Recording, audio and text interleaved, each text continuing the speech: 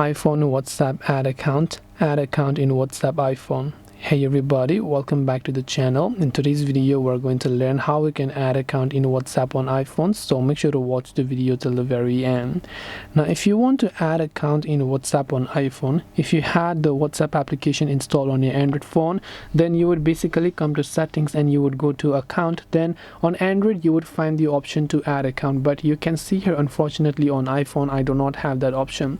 Now surprisingly this is actually not yet available on iPhone, and this is surprising because iPhones were usually the ones that used to get the latest beta and the greatest features, and then only later it would be implemented to Android. But currently iPhones or WhatsApp, let's say, has not worked on this for iPhone users. Maybe they just have issues with Apple ID or the way that Apple stores your data online on iCloud. So maybe that's just the reason, because they work closely with Google but they don't work closely with Apple. That could be one of the reasons.